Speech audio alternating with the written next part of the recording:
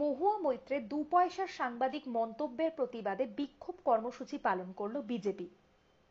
ভারতবর্ষের সংবিধানের চতুর্থ স্তম্ভ মিডিয়ার প্রতি কটূক্তি করার প্রতিবাদে কৃষ্ণনগরের তৃণমূল কংগ্রেস সাংসদ মহুয়া মৈত্রের কুশপুত্তলিকা নিয়ে শবযাত্রা করার পর দাহ করে বিক্ষোভ দেখালো বিজেপির উত্তর দিনাজপুর জেলা কমিটি।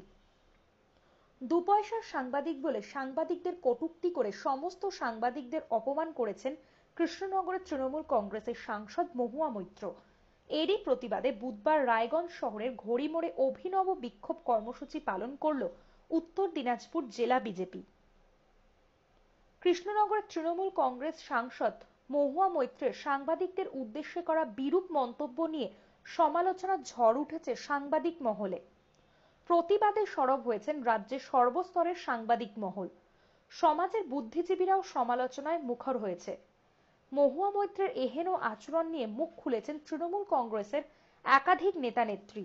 এবার তৃণমূল সাংসদ মহুয়া মৈত্রের সাংবাদিকদের উদ্দেশ্যে 2 পয়সার সাংবাদিক মন্তব্যের প্রতিবাদ জানিয়ে ও প্রকাশ্যে ক্ষমা চাওয়ার দাবি তুলে আন্দোলনে নামল রাজ্যের প্রধান বিরোধী রাজনৈতিক দল বিজেপি।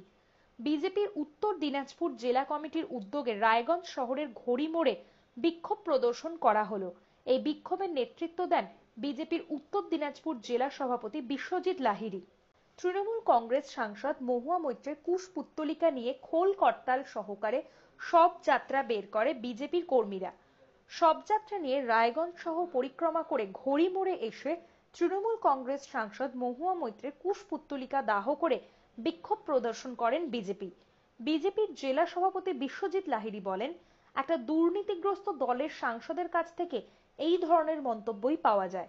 ভারতের সংবিধানের চতুর্থ স্তম্ভ সংবাদ মাধ্যমকে অপমান করেছেন তৃণমূল কংগ্রেসের সাংসদ মহুয়া মৈত্র। আমরা মহুয়া মৈত্রকে ধিক্কার জানিয়ে আজকে এই প্রতিবাদ আন্দোলন করছি।